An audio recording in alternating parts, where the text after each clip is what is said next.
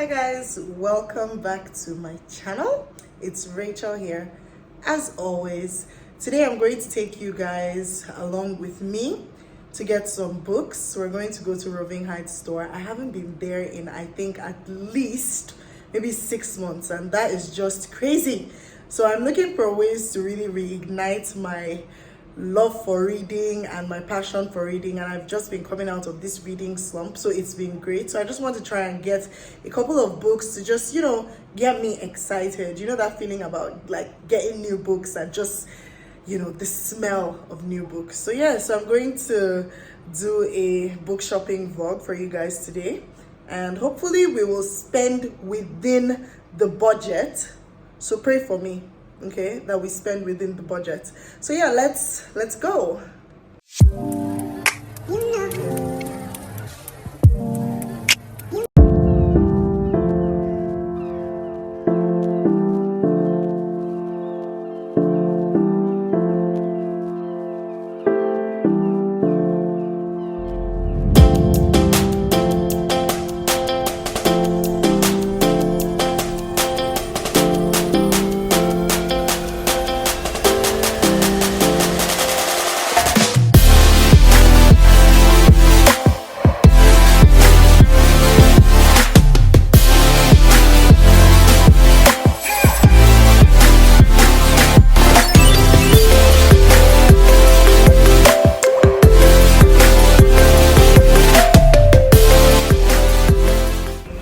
Okay guys, so I'm here and I'm going up the stairs now to the bookstore. The good thing about Roving Heights is that you'll definitely get your workouts in when you come upstairs, but I'm pleased to say that at least I've been doing a little bit of exercise, so I'm not totally out of breath. Alrighty, let's go in.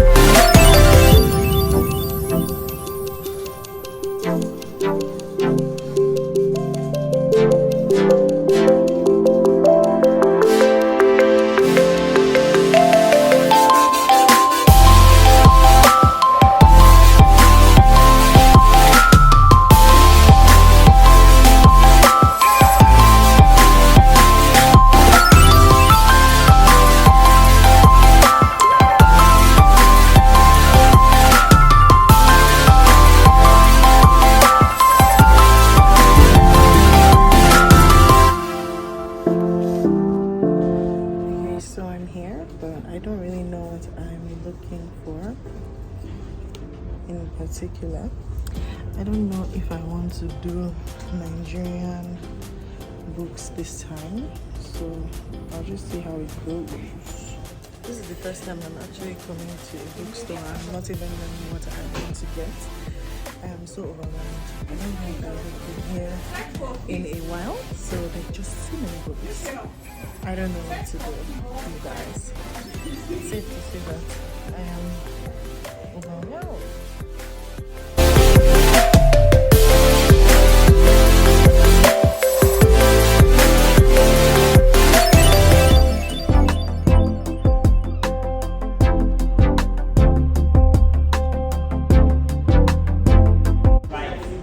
Alrighty guys, that was a successful venture.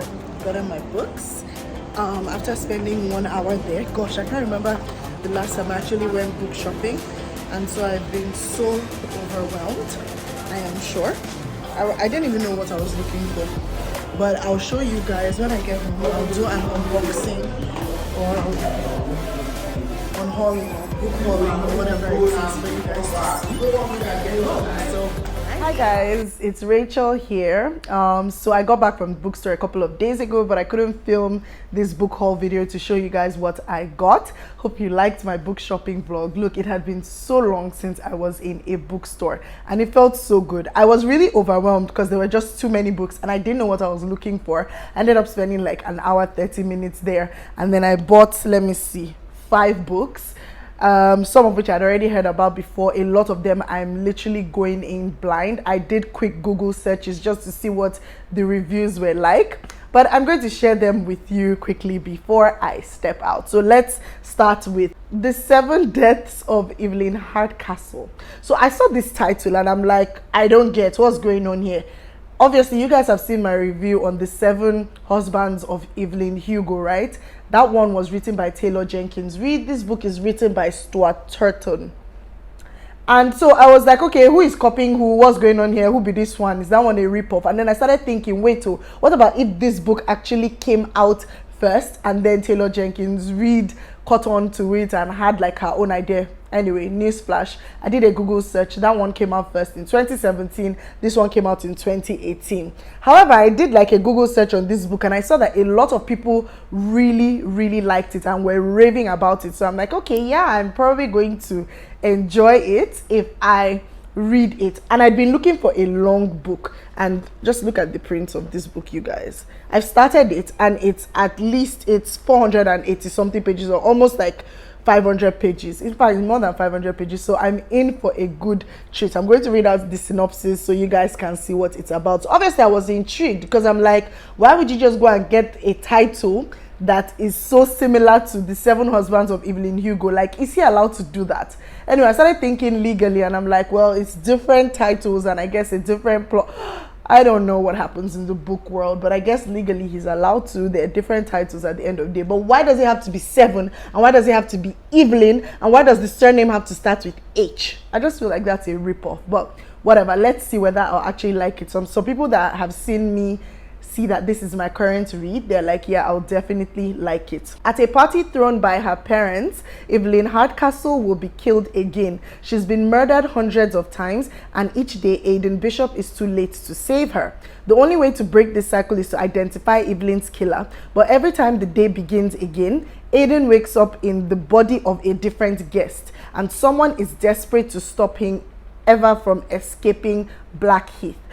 I've started this book, I'm on like page 50, and one thing I love about it is that the first line, the first page, the first chapter, it literally draws you in. It's already setting off to be a fast-paced, like nice kind of thrilling, fascinating read. So I'm enjoying it, and I've seen like reviews and they're like, prepare to have your mind blown. I'm ready. I'm super excited. I can't remember the last time I stayed up to read a book, but I see myself staying up to read this book. So I'm super excited that I got it because it was just like a last minute decision. So yeah, let's see how it goes. Okay, so next up, I got Cersei by Madeline Miller. I've seen this book a lot of times. I've seen it everywhere. I mean, some people in our book club have literally recommended it. It's just that it hasn't won when it got a vote, but I'm like, yeah, I'm ready to try something different. I've seen a lot of good raving reviews about it and I'm ready. It was shortlisted for the Women's Prize for Fiction in 2019. So yeah, let's see what it's about. I think it's like all this Greek mythology kind of situation.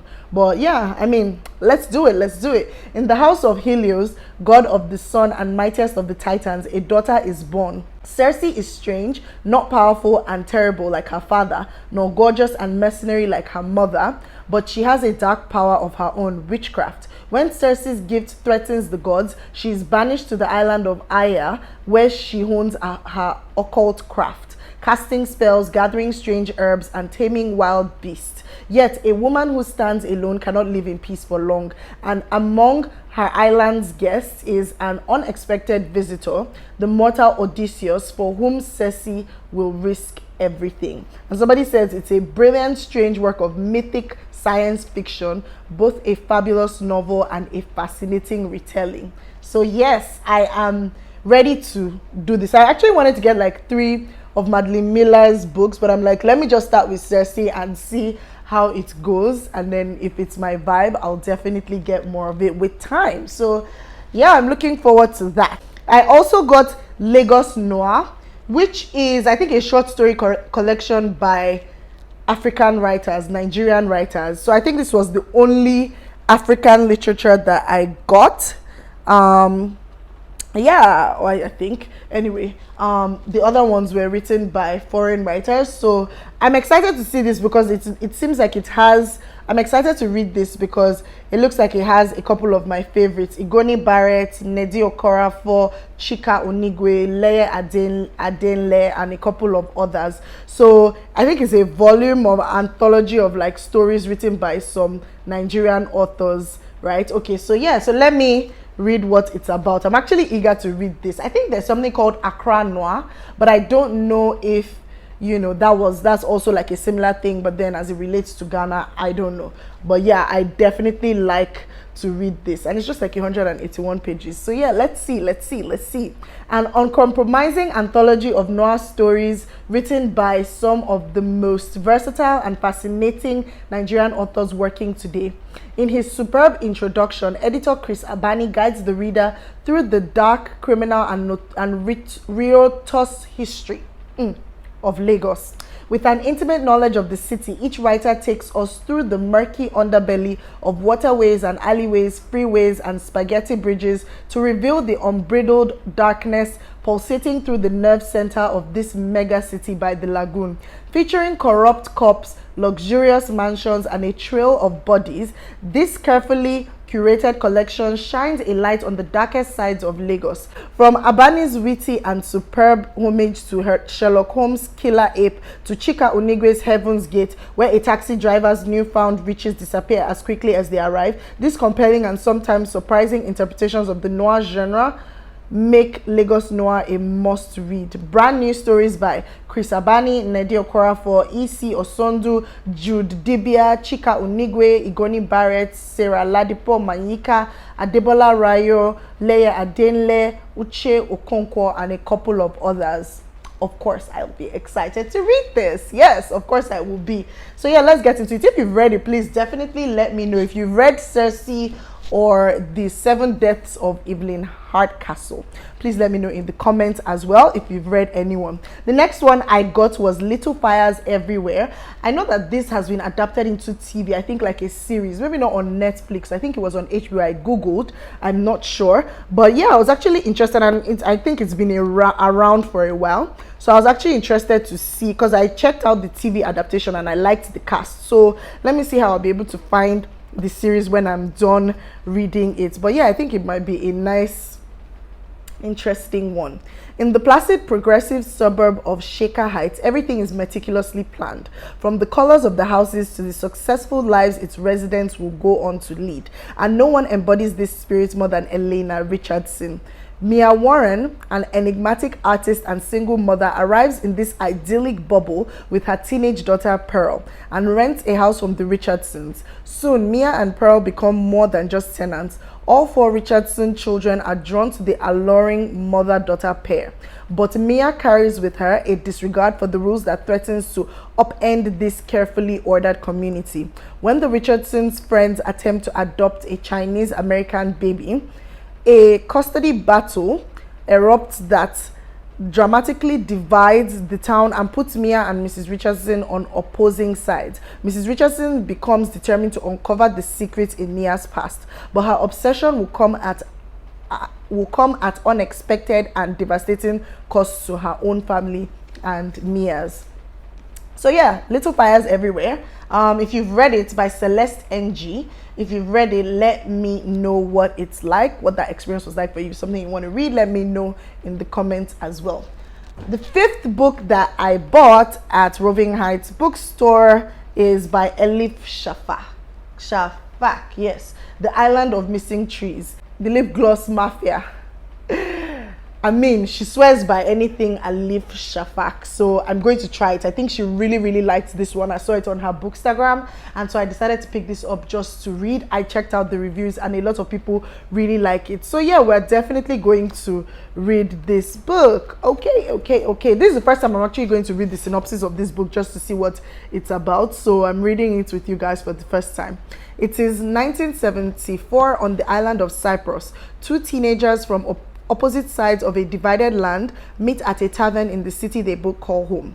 The tavern is the only place that Costas, who is Greek and Christian, and Daphne, who is Turkish and Muslim, can meet in secret, hidden beneath the blackened beams from which hang garlands of garlic, chili peppers, and wild herbs. This is where one can find the best food in town, the best music, the best wine. But there is something else to the place. It makes one forget, even if for just a few hours, the world outside and its immoderate sorrows. In the center of the tavern, growing through a cavity in the roof, is a fig tree. The tree will witness their hushed, happy meetings, their silent, surreptitious departures, and the tree will be there when the war breaks out, when the capital is reduced to rubble, when the teenagers vanish and break apart. Decades later in North London, 16-year-old Ada Kazakis has never visited the island where her parents were born. Desperate for answers, she seeks to untangle years of secret separation and silence. The only connection she has to the land of her ancestors is a ficus carica growing in the back garden of her home. In The Island of Missing Trees, prize-winning author Elif Shafak brings us a rich, magical tale of belonging and identity, love and trauma, memory and amnesia, nature, and finally, renewal. Oh my goodness! I like that. I read that. That is something that I would actually like to read. I'm really excited. So yeah, if you've read it, let me know in the comments. It sounds really, really nice, and I'm actually looking forward to getting into it now that I'm on my reading roll. It's so good to be out of a reading slump, you guys. You have no idea. And the fact that I could go into a bookstore and still fall in love with the books there, it feels so good. So yeah, so these are my 5 books that I got. Guess what, you guys? Something happened that was so funny. I was going to add a 6th book. I was hoping it would arrive by the time I shoot this video, but it hasn't. I won What Happened to Janet Oko, I think. Nkwo. I think that's the title of the book. What happened to her? Anyway, that's a book, right? So I won that book, and in a giveaway that I entered literally the evening when I was coming back from the bookstore. So I got to the bookstore and I had chosen some books off my shelf, and then I narrowed it down, obviously, because it was going over budget, obviously, because you can never get into the bookstore and stick to your budget. And then I saw that book, I put it back, and I'm like, don't worry, I'm sure somebody will give me that book. And then in the evening, I entered into the giveaway. Guess what? The next day, I won the giveaway, or was it the next day I entered into it? I can't remember. I won the giveaway and I won the book from Boulder's Bookstores. So I'm expecting to get it. I can't wait to read it. I'm definitely going to do an independent book review on that book. So yeah, so those are the books that I've currently had, in addition to all the books behind me that I've not read. But please don't judge me. I'm sure those books are judging me and looking at me with bad eyes. But hey, they will be fine. So let me know in the comments if you've read any of these books that I got. Thank you guys for coming along with me as I went to go book shopping. Thank you for watching this video. Don't forget to subscribe. Don't forget to like this video so that it is referred to other people as well. And I will see you in my next one. Take care of yourself. Bye.